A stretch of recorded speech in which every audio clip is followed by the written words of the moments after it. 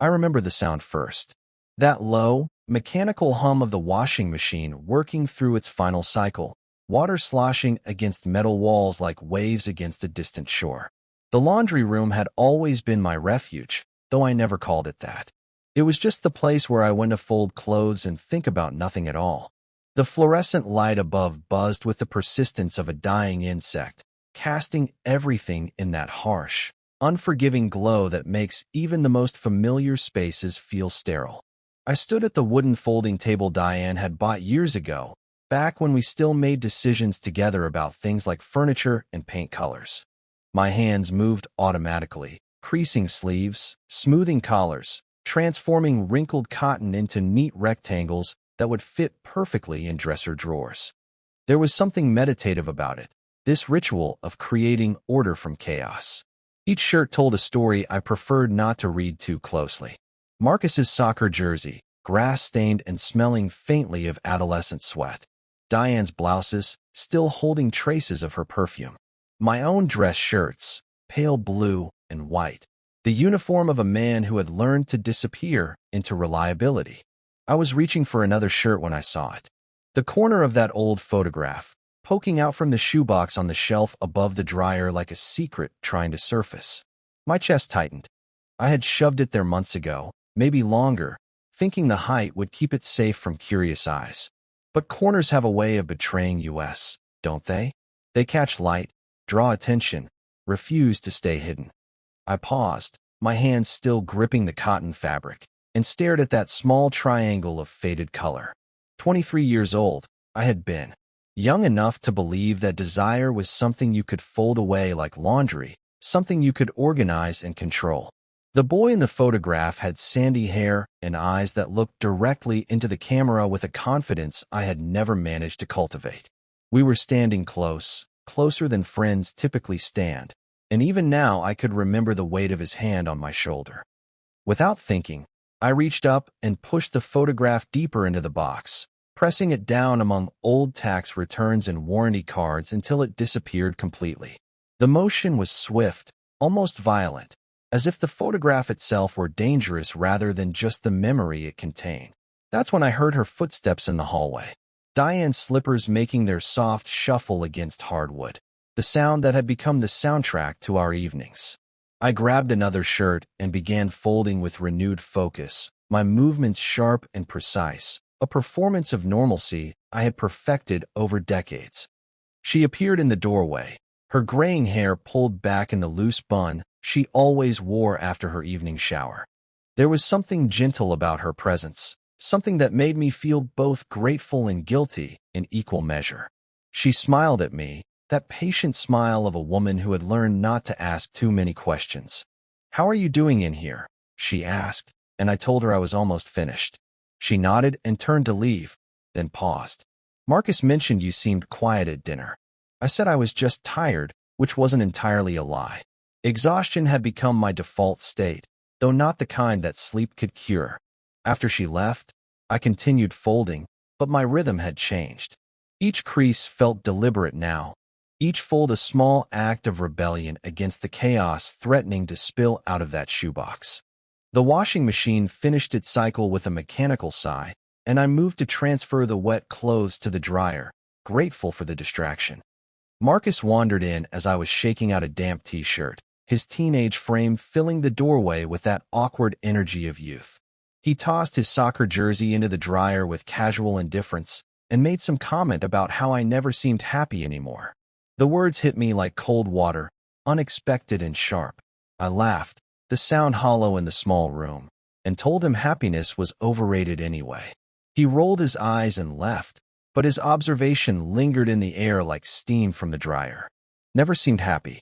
When had happiness become something visible, something whose absence could be detected by a 16-year-old boy more concerned with video games than his father's inner life? Alone again, I found myself staring at the clothes tumbling behind the dryer's glass door. Round and round they went, a hypnotic dance of fabric and heat, everything mixing together in endless rotation. There was something beautiful about it, this mechanical embrace, this constant motion that led nowhere but somehow felt like progress. That's when I heard the knock. Not Diane's gentle tap or Marcus shuffling back for something he'd forgotten. This was different. Deliberate. I turned toward the sound, my pulse quickening for reasons I couldn't name. Through the small window in the laundry room door, I could see a figure holding a laundry basket, waiting patiently in the dim hallway. Julian, my neighbor of 3 years, the man who lived 2 houses down and walked his golden retriever past our kitchen window every morning at 7:15. I had noticed him, of course. It would have been impossible not to. He was younger than me by at least a decade, with dark hair that always looked like he'd just run his fingers through it and eyes that held a kind of mischief I had forgotten existed. I opened the door, and there he was, holding a basket of white sheets, his mouth curved in that half-smile that made my stomach tighten in ways I tried not to examine too closely. The hallway light caught the sharp line of his jaw, the way his t-shirt pulled slightly across his chest. He smelled like fabric softener and something else, something warm and distinctly him. We stood there in silence for a moment that felt much longer than it actually was, the space between us charged with something I couldn't name and didn't dare acknowledge. His eyes met mine, and I felt that familiar flutter of panic, the same sensation I'd experienced looking at that photograph. The same recognition of something I had spent years trying to fold away. For the first time in longer than I could remember, my pulse was racing, and I was terrifyingly, completely awake. The suburb where I had built my life was a place where everything looked exactly as it should. Lawns stretched in perfect rectangles, trimmed to regulation height. Driveways were swept clean, mailboxes painted in coordinating colors, and the only sounds that disturbed the evenings were lawn mowers and the distant laughter of children being called in for dinner. I had chosen this neighborhood deliberately, the way I chose everything in my life. It was safe, predictable, the kind of place where a high school history teacher could raise a family without anyone asking uncomfortable questions about who he really was or what he really wanted. Here, among the matching colonial houses and carefully maintained gardens, I could disappear into the role I had crafted for myself over 23 years of marriage. Every morning, I woke at 6:15 to the sound of my alarm clock, the same digital beeping that had started my days for the past decade. Diane would still be sleeping beside me, her breathing steady and familiar, and I would slip from the bed without disturbing her. Shower, shave, dress in one of those pale shirts I folded so meticulously the night before. Coffee from the pot Diane had programmed before bed. 2 pieces of toast, lightly buttered. Orange juice in the same glass I had been using since Marcus was 10. The routines were armor, I realized now. Each repeated action was another layer of protection against the chaos of wanting things I couldn't have, of being someone I couldn't afford to be. At Westfield High, I taught American history to juniors who saw me as Mr. Henderson, the teacher who never raised his voice and always had his lesson plans prepared weeks in advance. They respected me, I think, in that distant way teenagers respect adults who don't try too hard to connect with them. My classroom was organized like everything else in my life. Textbooks arranged by date, handouts filed alphabetically, bulletin boards updated seasonally with historical timelines that never changed. I taught the same curriculum year after year, finding comfort in the repetition, the way certain facts remained constant no matter how much the world shifted around them. The Civil War began in 1861. The Declaration of Independence was signed in 1776. Abraham Lincoln was assassinated on April 14, 1865. Reliable truths I could count on. But even in that controlled environment, I found myself distracted lately. During third period, when the afternoon light slanted through the windows at just the right angle, I would catch myself looking toward the parking lot, toward the street beyond where Julian sometimes walked his dog during his lunch break. He worked from home, something involving graphic design, though I had never asked for details. That would have required conversations longer than the polite nods we exchanged when our paths crossed. Home was where the performance became most intricate. Diane had learned, over the years, to navigate around my silences. She was a good woman, patient and kind, the type of person who brought casseroles to new neighbors and remembered everyone's birthdays. We had met in college, in a literature class where she sat 2 seats ahead of me and always raised her hand to answer questions about symbolism and themes. I had been drawn to her certainty, the way she could find meaning in texts that seemed deliberately obscure to me. Our courtship had been gentle, appropriate. We dated for 2 years before I proposed, and she said yes with tears in her eyes and a smile that made me believe I could be the husband she deserved. The wedding was everything she had dreamed of, held in the small church where her family had attended for generations. I remember standing at the altar in my rented tuxedo, watching her walk down the aisle in white lace, and feeling a profound sense of relief. This was what normal looked like. This was how I could build a life that no one would question.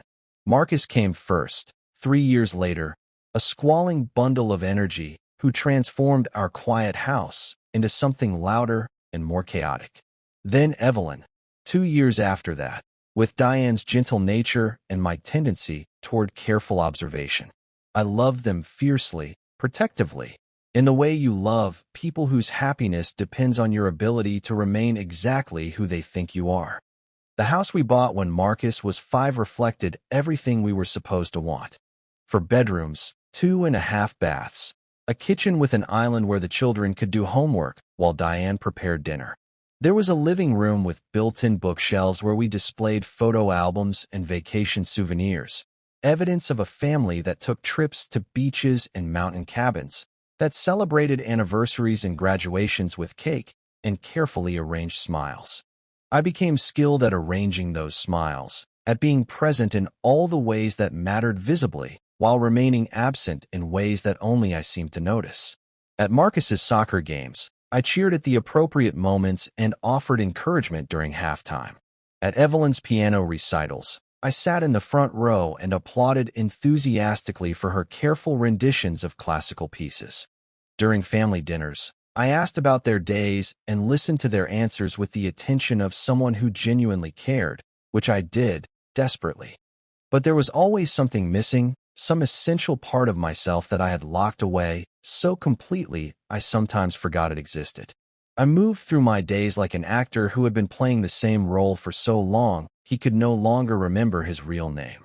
The wedding ring on my finger had worn a permanent groove in my skin. The photographs on our mantel showed a man who looked exactly like me, but whose eyes never quite met the camera directly. It was during these evening routines, after dinner was finished and dishes were loaded into the dishwasher, that I would retreat to the laundry room. Diane accepted this as one of my quirks, my need to have everything folded and put away before bed. She never questioned why I took longer than necessary, why I sometimes stood in that small room listening to the hum of machines and staring at nothing at all. The laundry room had become my confessional, the place where I allowed myself to think thoughts I couldn't voice anywhere else. Sometimes I would hold one of Diane's blouses and wonder what it would feel like to be the kind of husband who felt genuine desire when he touched his wife's clothing. Sometimes I would fold Marcus's clothes and worry that he was beginning to sense something false in me, the way children often do before adults are ready to admit uncomfortable truths. And sometimes, more frequently than I cared to acknowledge, I would find myself standing at the small window that looked out toward the street, watching for Julian's evening walk with his dog. He moved with an easy confidence that fascinated me, the kind of self-possession I had never managed to cultivate. When he smiled at other neighbors, it was genuine, unguarded. When he laughed, it was the sound of someone who had never learned to apologize for taking up space in the world. I told myself these observations were harmless, just the idle curiosity of someone who had lived in the same place for so long that any variation in routine became noteworthy. But late at night, lying beside Diane while she slept peacefully, I would replay these brief glimpses of Julian with an intensity that frightened me. The way his t-shirt pulled across his shoulders when he bent to pick up after his dog. The sound of his voice when he called good morning across the street. The casual grace with which he moved through a world that seemed to welcome him exactly as he was. These were dangerous thoughts in a life built on careful control, and I knew it. But knowing something and being able to stop it are different things entirely. And as I stood in my laundry room that evening, looking at Julian through the door I had just opened, I realized that all my careful folding and organizing had been preparation for this moment when everything I had so meticulously arranged would finally, inevitably, begin to unfold. 3 days passed before Julian appeared at our front door. 3 days during which I found myself checking the laundry room window more frequently than usual, listening for the sound of his dog barking in the morning, timing my departure for work to coincide with his daily walk. I told myself I was simply being neighborly, maintaining the kind of casual awareness that came naturally in a close community. But the truth was simpler and more complicated than that. I was waiting. When the doorbell rang that Thursday evening, Diane answered it while I was helping Evelyn with her algebra homework at the kitchen table. I heard Julian's voice before I saw him, that easy confidence carrying through the hallway as he explained his situation to my wife. His washing machine had broken, he said, and the repair company couldn't come out for 2 weeks. Would it be possible, he wondered, to use our laundry room until then? He would be happy to pay for the extra water and electricity, of course. Diane, predictable in her kindness, invited him in immediately. Of course, she told him, it wouldn't be any trouble at all. We're neighbors, after all. That's what neighbors do. I listened to this exchange while pretending to focus on quadratic equations, my pen frozen above Evelyn's worksheet, as I tried to process what was happening. Julian would be in our house, in my space, regularly. When Diane brought him into the kitchen to introduce him properly, I stood and extended my hand with the practiced politeness of someone who had spent decades perfecting the art of appropriate social interaction. Julian's handshake was firm, his palms slightly warm, and he held the contact just a moment longer than necessary. I found myself studying his face up close for the first time, noting the small scar above his left eyebrow, the way his dark eyes seemed to hold some private amusement. He was younger than I had estimated from a distance, probably in his mid-30s, with the kind of casual attractiveness that came from good genes rather than careful maintenance. His jeans were faded in all the right places, his sweater soft-looking and expensive. Everything about him suggested someone who made choices based on what felt good rather than what looked appropriate, and I envied him that freedom even as it terrified me. Evelyn, ever curious about new people, asked him what he did for work. Graphic design, he explained, mostly for small businesses and nonprofits. He worked from home, which gave him flexibility but could be isolating. He had moved to our neighborhood 3 years ago from the city, looking for something quieter, more grounded. As he spoke, his eyes kept drifting back to me, and I found myself having to look away, focusing on Diane's offer of coffee or the way Evelyn's pencil moved across her homework. That first evening, Julian brought over a single load of clothes, testing the arrangement. He said with that half-smile I was beginning to recognize as his default expression. I showed him how to operate the machines, explained our detergent preferences, gave him the practical information any neighbor would need. But standing in that small room together, I became acutely aware of how intimate the space was, how the scent of fabric softener seemed to intensify with another person present. He thanked me with genuine warmth, and when he left, I found myself standing alone in the laundry room longer than necessary, breathing in the lingering trace of his cologne mixed with the familiar smell of detergent. That night, I folded his clothes along with ours, my hands moving automatically through the motions while my mind wandered to thoughts I couldn't quite allow myself to complete. The arrangement began innocuously enough. Julian would appear every few days with a basket of laundry, timing his visits for early evening when he knew we would be home from work and school. He was unfailingly polite to Diane, charming with the children, and appropriately grateful for the favor we were doing him. But gradually, our interactions began to extend beyond the purely practical. It started with conversation about ordinary things. He would ask about my teaching, and I found myself describing my students with more enthusiasm than I usually managed. He told me about his clients, the challenges of working alone, his ongoing projects. We discovered we had both read the same books, shared similar tastes in music from decades past. These conversations took place while we waited for cycles to finish, standing in the laundry room, or sometimes extending into the kitchen when Diane invited him to stay for coffee. I began to look forward to these visits with an anticipation that felt dangerous. During my lunch breaks at school, I would find myself wondering if Julian would stop by that evening, planning topics of conversation, imagining what he might say about current events or weekend plans. When he didn't come for several days, I felt oddly deflated, as if my routine had been disrupted by his absence rather than his presence.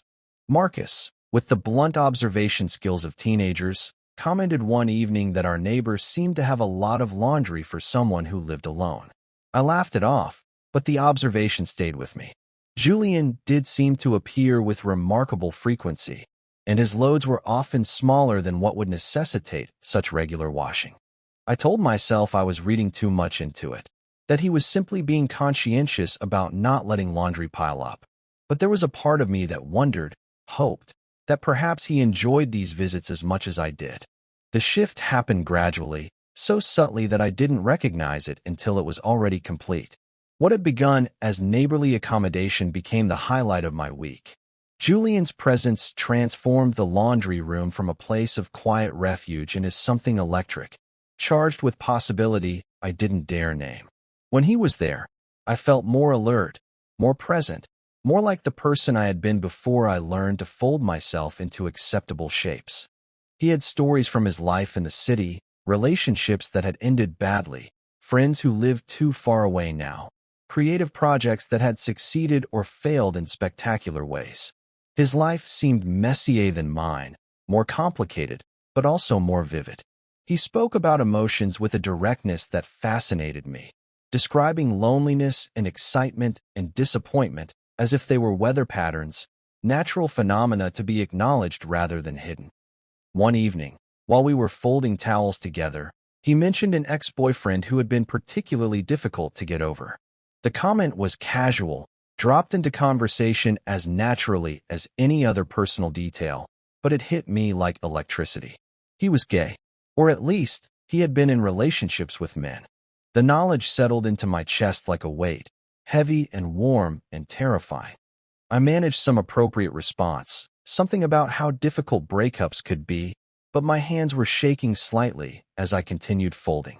Julian seemed not to notice my reaction, continuing his story about the relationship's dramatic end, but I was no longer listening to the words. Instead, I was processing this new information, fitting it into the picture I had been building of him, understanding suddenly why his presence felt so dangerous, why our conversations left me feeling exposed and exhilarated. That night, after he left and the family had gone to bed, I stood in the laundry room alone, running my hands along the surface of the folding table where we had stood together.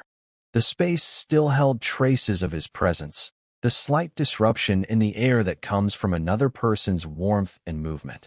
I thought about his casual mention of the ex-boyfriend, the way he had spoken about it without shame or hesitation, as if loving someone of the same gender was just another fact of life, no more remarkable than preferring coffee to tea. For 23 years, I had lived with the weight of my own secret, the knowledge of who I really was buried so deeply, I sometimes convinced myself it had never existed at all. But standing in that room where Julian and I had spent so many evenings talking and laughing and slowly becoming something more than neighbors, I felt that buried truth stirring to life again. It was terrifying and exhilarating and completely impossible, but it was also, for the first time in decades, undeniably real.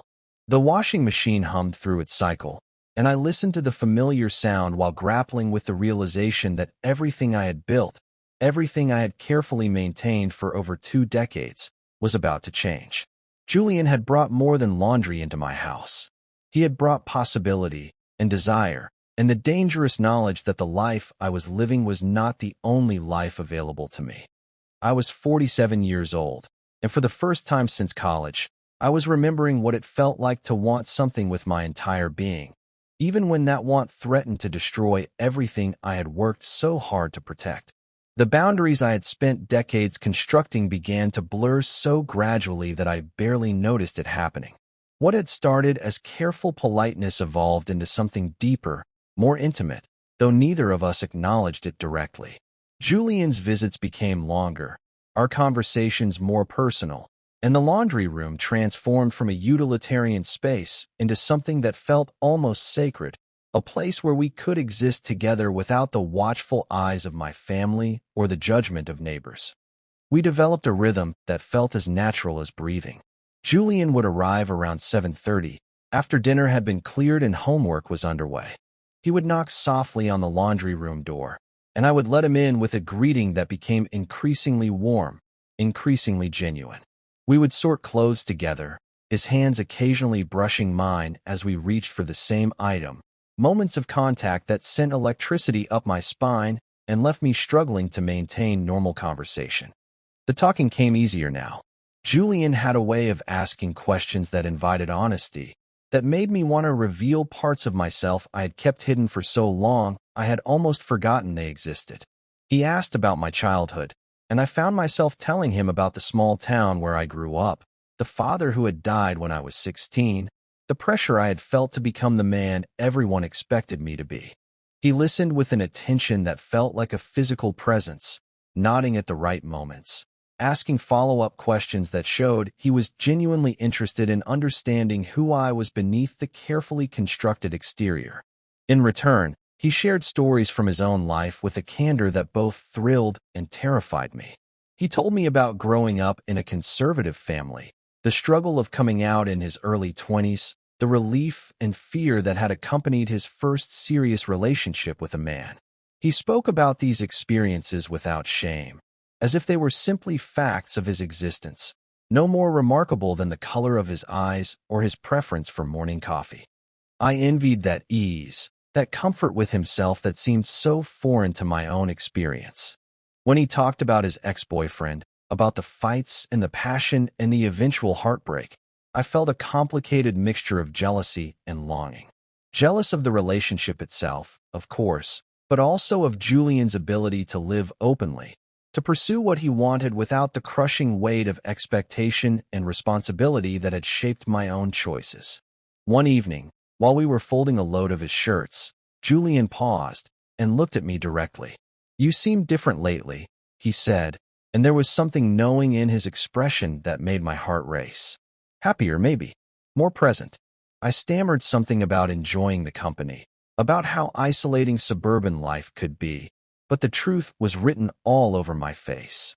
He smiled at my obvious discomfort, not mockingly, but with a gentle understanding that was somehow worse than mockery would have been. The family photographs pinned to the corkboard above the washing machine began to feel like accusations. There was our wedding picture, Diane and me young and hopeful, smiling for a future we thought we understood. There were photos from family vacations, Christmas mornings, birthday parties, all the evidence of a life lived exactly as it was supposed to be lived.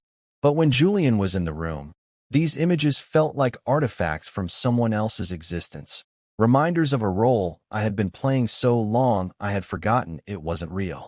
Marcus noticed the change first, with that uncomfortable perceptiveness teenagers sometimes display.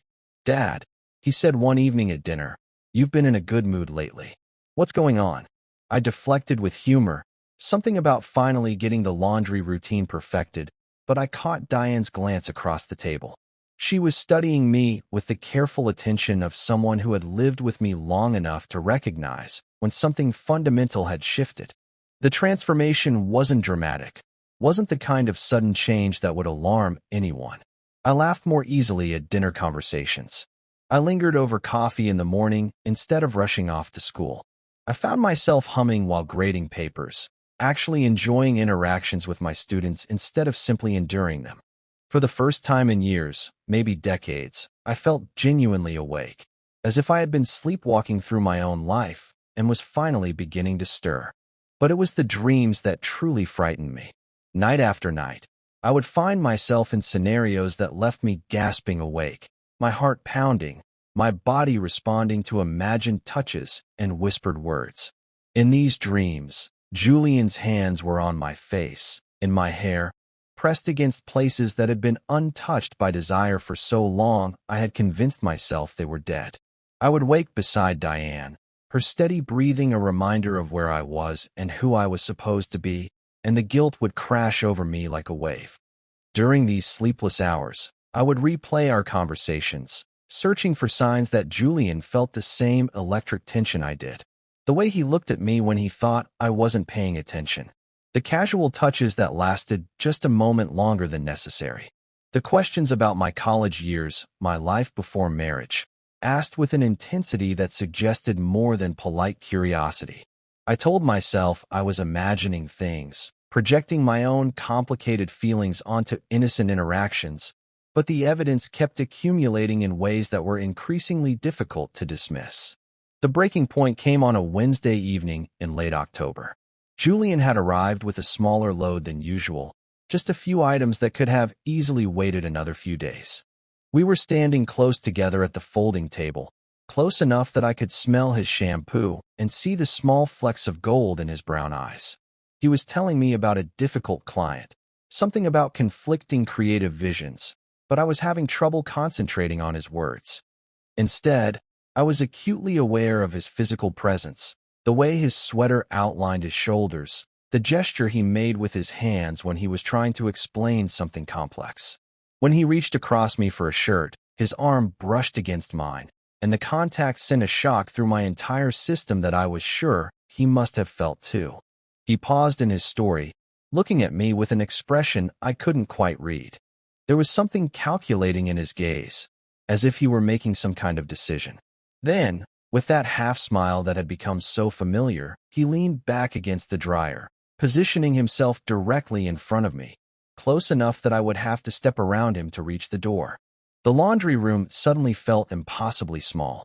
The fluorescent light buzzed overhead, casting harsh shadows that made everything feel surreal, dreamlike.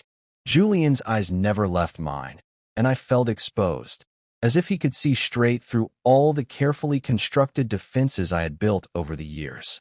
My hands were trembling slightly, and I pressed them against the folding table to steady myself. "You know," he said, his voice quieter than usual, "I've been thinking about something you mentioned. About college. About the friend you had." There was something in the way he said friend that made it clear he understood exactly what I had been trying not to say during our earlier conversations about my youth. My throat felt dry. I had been careful, I thought, never explicitly mentioning the feelings I had harbored, never giving voice to the desires that had shaped those formative years. But Julian had been listening more carefully than I realized, reading between the lines in ways that left me feeling vulnerable and seen and terrified. The silence stretched between us, loaded with possibility and danger. Julian's position against the dryer was deliberate, I realized, a kind of gentle trap that forced me to either acknowledge what was happening between us or find some way to escape that would be its own form of acknowledgement. His smile had softened into something more serious, more tender, and when he spoke again, his words were barely above a whisper. "It's okay," he said, and somehow I knew he wasn't talking about the laundry arrangement anymore. "You don't have to hide from me." The words hit me like a physical blow, not because they were cruel, but because they were kind. For 23 years, I had been hiding, had been performing the role of the perfect husband and father so completely that I had almost convinced myself it was real. But Julian saw through it all, saw the truth I had buried so deeply I had almost forgotten it existed. Standing there in that small room filled with the scent of fabric softener and the hum of machines, I felt something crack open inside me. It was terrifying and liberating and completely overwhelming.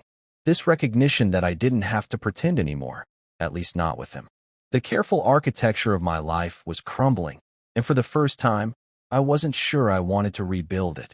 Julian waited, patient and still, while I struggled to find words for feelings I had never allowed myself to voice. When I finally looked up and met his eyes directly, without flinching away, I saw my own reflection there, clearer and truer than any mirror had ever shown me. And in that moment, I knew that everything I had worked so hard to maintain was about to change forever.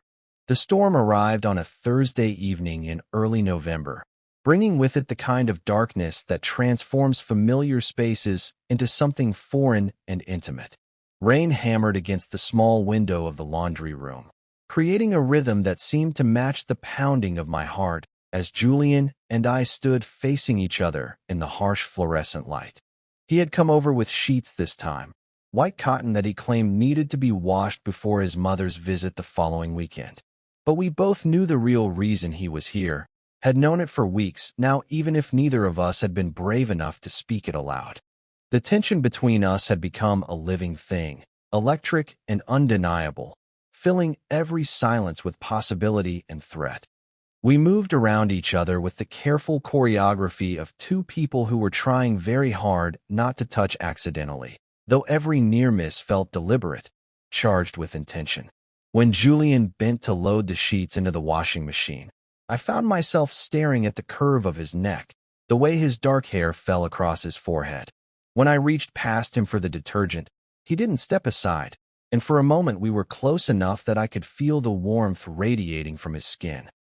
The washing machine began its cycle with the familiar rush of water, but tonight the sound seemed muffled, distant, as if we were existing in some separate space removed from the ordinary world of suburban routines and family obligations. Julian leaned against the dryer, his position mirroring that evening a week ago when he had first acknowledged what we both knew was happening between us. "You've been avoiding me," he said, and there was no accusation in his voice, just a gentle observation that made my chest tighten with guilt. It was true. After our last conversation, after his words about not having to hide, I had found excuses to be elsewhere when he came by. I had asked Diane to handle the neighborly pleasantries, had buried myself in grading papers and lesson plans, anything to avoid being alone with him and the dangerous honesty he represented. I tried to deny it, but the words wouldn't come. Instead, I stood there looking at him. This man who had somehow seen straight through decades of careful construction to the truth I had buried so deeply, I had almost convinced myself it didn't exist. The fluorescent light buzzed overhead, and somewhere in the house I could hear the muffled sound of the television. Diane and the children settled into their evening routines, while I stood in this small room grappling with desires that threatened to destroy everything I had built. Julian pushed himself away from the dryer, taking a step closer, and I felt my breath catch. He moved with that easy confidence I had come to recognize, but there was something different in his eyes tonight, something that looked almost like tenderness. When he spoke, his voice was quiet, careful, as if he were approaching a frightened animal. "I know this is complicated for you," he said. "I know you have a family, responsibilities. I'm not asking you to do anything you can't live with. But I also can't pretend anymore that I don't feel something when I'm with you." The words hung in the air between us, more honest than anything that had been spoken in this house for years. Outside, thunder rumbled, and the lights flickered once, twice, before steadying again. I wanted to run, to escape to some safe place where I could continue pretending that this conversation wasn't happening, that the feelings coursing through me were just a temporary aberration that would pass if I ignored them long enough. But Julian was still looking at me with that patient understanding, waiting for some response, some acknowledgement of what was happening between us. And suddenly I was tired, bone-deep exhausted from carrying the weight of my own deception for so many years. The careful facade I had maintained felt impossibly heavy, and I wanted nothing more than to set it down, even if only for a moment. I told him about college, about David, about the boy whose photograph was still hidden in that shoebox above the dryer. The words came slowly at first, halting and careful, but then faster, as if a dam had broken inside me. I told him about the confusion and fear, about choosing Diane because she represented safety, about the years of convincing myself that what I had felt for David was just a phase, an experiment, something that belonged to youth rather than to any fundamental truth about who I was. Julian listened without judgment, occasionally nodding, his eyes never leaving my face. When I finished talking, the silence stretched between us, but it felt different now, cleaner somehow, as if the air had been cleared by honesty. That's when the power went out. The fluorescent light died with a mechanical sigh, plunging us into complete darkness. The washing machine stuttered to a halt, and suddenly the only sounds were the rain against the window and our own breathing. I heard Julian move, felt rather than saw him step closer, and then his hand was on my arm, warm and steady in the blackness. Neither of us spoke. In the darkness, with the familiar boundaries of the room erased, everything felt different, more possible. I could smell his cologne, could sense the warmth of his body inches from mine. My heart was racing so fast I was sure he must be able to hear it, but I couldn't bring myself to step away. His hand moved from my arm to my shoulder, a gentle touch that somehow asked a question.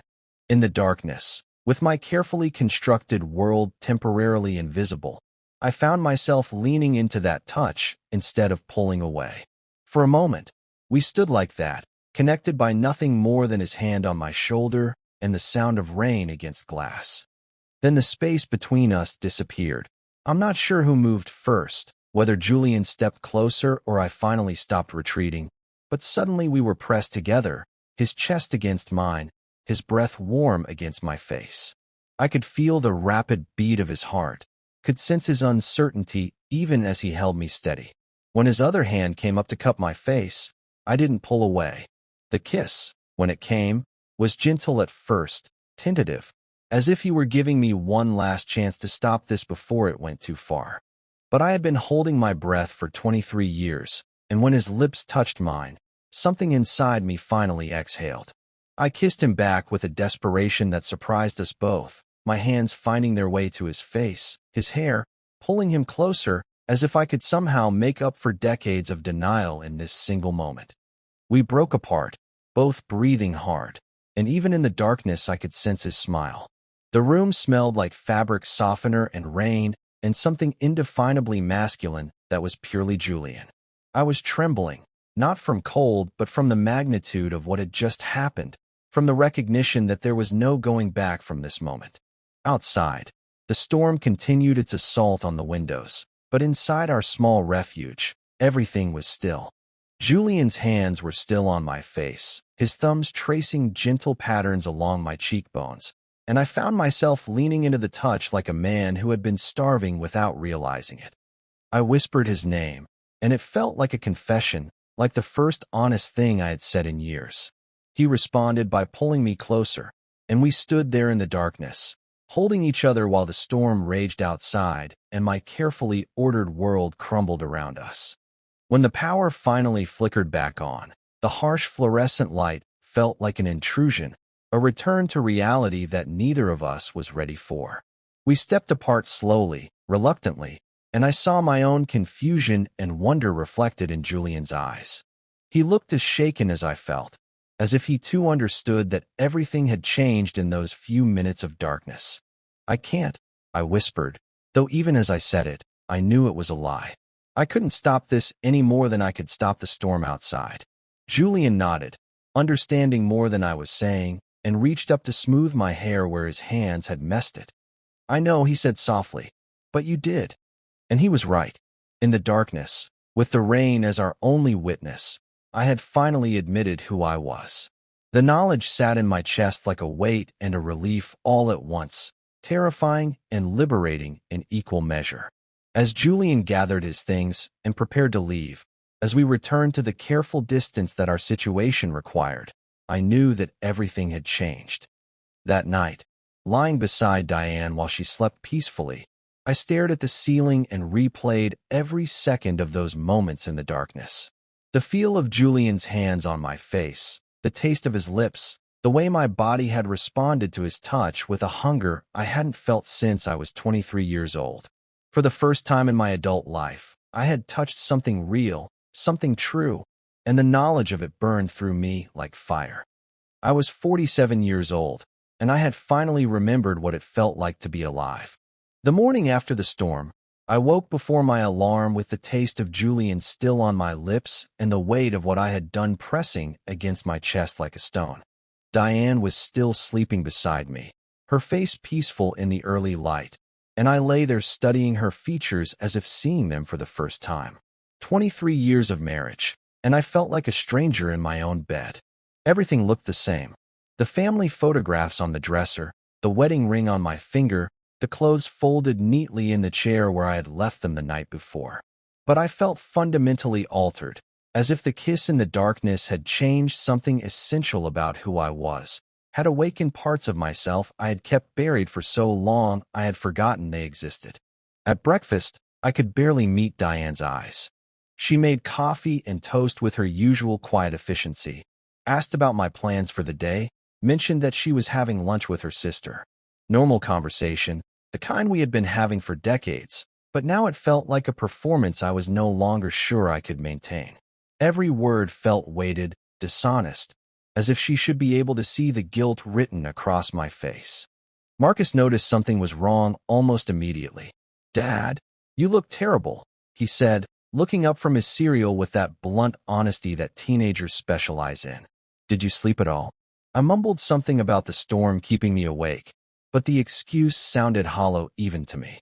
Evelyn glanced between us with the worried expression she wore when she sensed tension in the house, and I felt a stab of guilt so sharp it took my breath away. These were my children, my family, people who depended on me to be exactly who they thought I was. And here I was, sitting at the same kitchen table where we had shared thousands of meals, harboring secrets that could destroy everything we had built together. The weight of that knowledge made the simple act of eating breakfast feel impossible. At school, I moved through my classes like an automaton, delivering lessons I had taught dozens of times before, answering student questions with responses that came from muscle memory rather than conscious thought. During lunch, I found myself standing at my classroom window, looking out toward the parking lot and wondering if Julian was at home, if he was thinking about what had happened between us, if he regretted it as much as I thought I should. But the truth was, I didn't regret it. That was what terrified me most. Despite the guilt, despite the implications for my family, despite everything I stood to lose, I couldn't bring myself to wish that kiss had never happened. For the first time in decades, I had felt completely, fully alive, and now everything else seemed gray by comparison. The afternoon brought Julian to our door again, but this time he came to the front entrance instead of slipping quietly into the laundry room. I heard him talking to Diane in the hallway, something about returning a book he had borrowed, and the sound of his voice sent electricity through my entire system. When Diane called for me to come say hello, I nearly panicked. Standing in the front hallway with my wife between us, Julian looked exactly as he always had, that easy smile and casual confidence unchanged. But when our eyes met for just a moment, I saw something there that hadn't been there before, a knowledge that felt both intimate and dangerous. He thanked Diane for the book recommendation, made small talk about the weather, and left without any indication that anything had changed between us. But everything had changed, and we both knew it.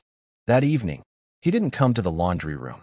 I waited, folding clothes with unusual attention to detail, listening for his familiar knock, but it never came. The absence felt heavier than his presence ever had, and I realized with growing panic that I had become dependent on those evening conversations, those moments of connection that had become the highlight of my increasingly complicated days. Diane noticed my restlessness. "You've seemed distracted lately," she said as we were getting ready for bed. "Is everything all right at school?" The question was gentle, concerned, delivered with the kind of loving attention that should have made me feel grateful. Instead, it made me feel like a fraud. I told her I was fine, just tired, stressed about upcoming parent conferences and budget meetings. The lies came easily, too easily, and I hated myself for how smoothly I could deceive this woman who had never given me reason to doubt her trust.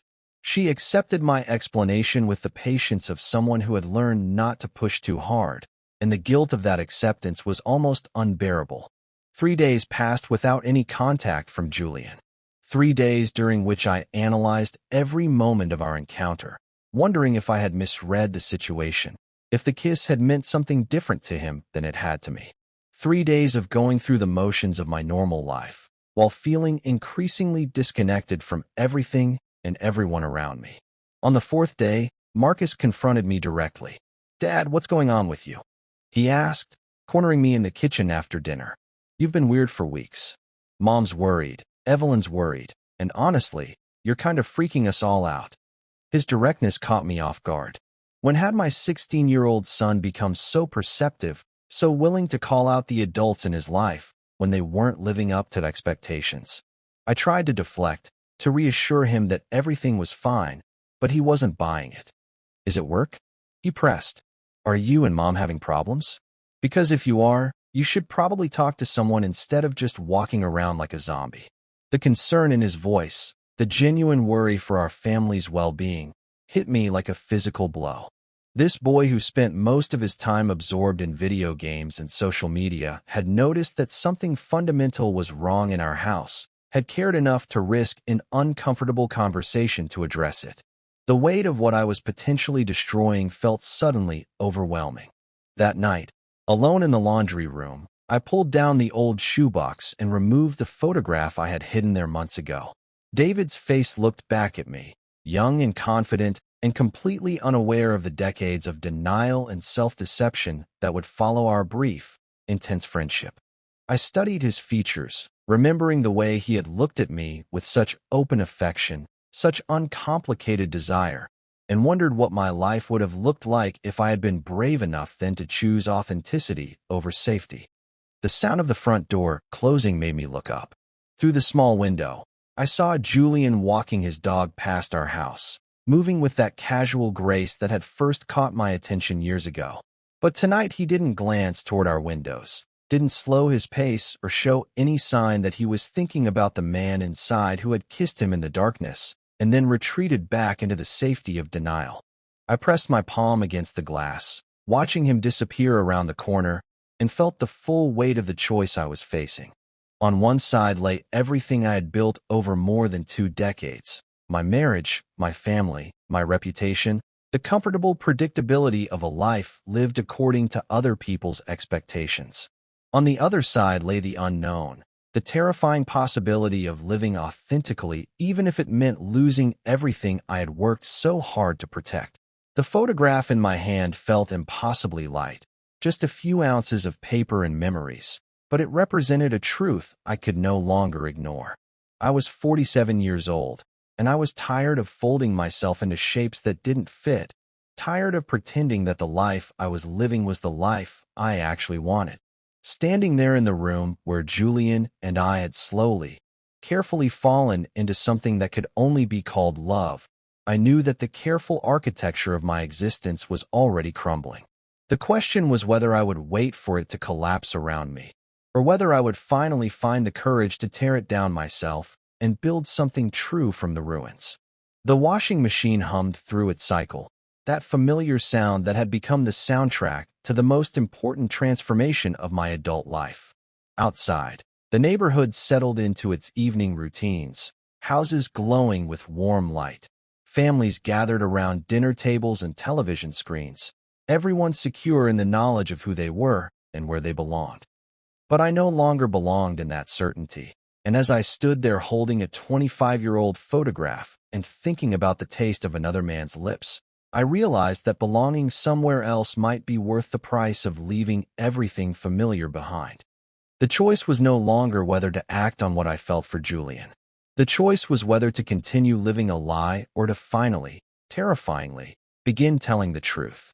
The end came not with drama, but with silence. It was a Tuesday morning in late November when Diane found the shoebox in the laundry room, where I had left it on the folding table the night before.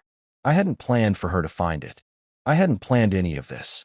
But there it was, sitting open beside a basket of unfolded towels, David's photograph visible on top of old birthday cards and forgotten mementos from a life I had thought I had successfully buried. I came downstairs to find her sitting at the kitchen table, the photograph in her hands, studying David's face with the careful attention of someone trying to solve a puzzle. She didn't look up when I entered, didn't say anything about the obvious shock of discovery. She simply placed the photograph on the table between us, next to her coffee cup and the morning newspaper, and waited. The silence stretched between us like a bridge I couldn't cross. 23 years of marriage, and we had never had a conversation that felt this loaded with consequence. I sat down across from her, my hands wrapped around my own coffee cup for warmth, and tried to find words for a truth I had never spoken aloud to anyone. "How long?" she asked finally, her voice steady but small. Not how long had I been deceiving her, not how long had I been unhappy, just how long.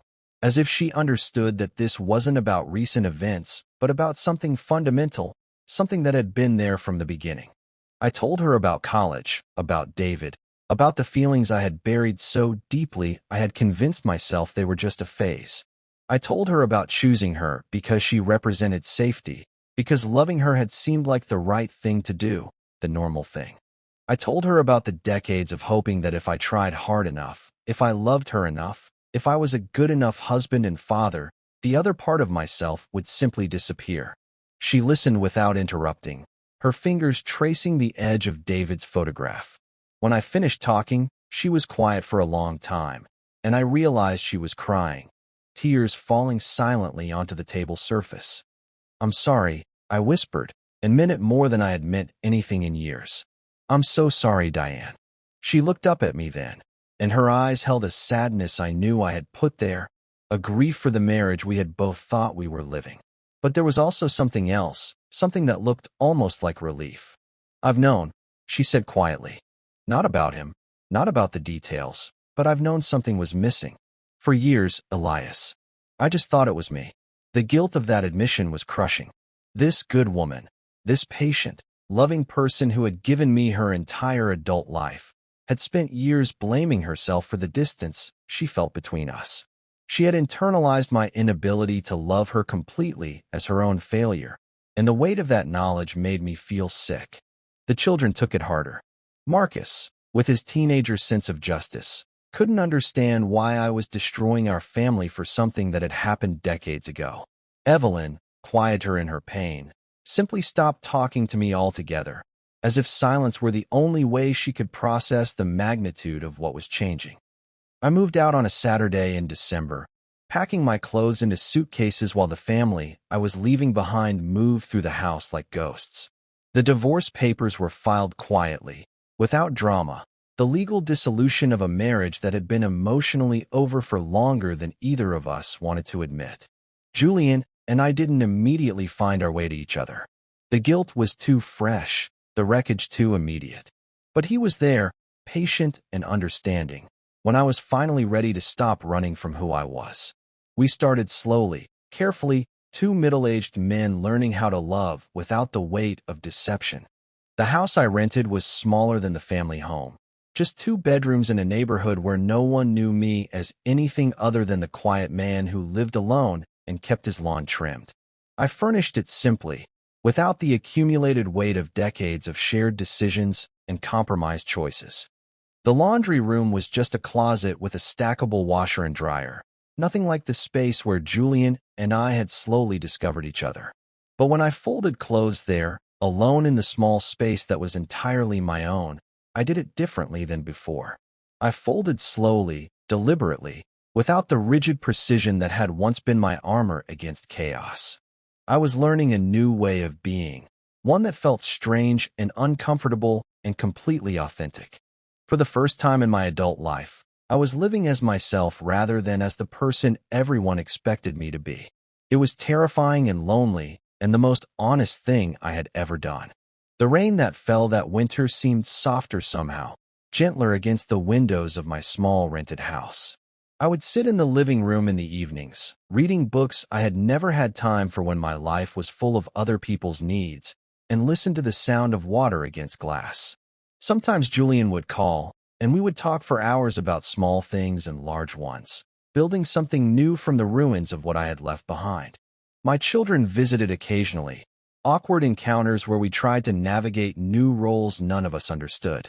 But slowly, carefully, we began to find our way towards something that might eventually become forgiveness.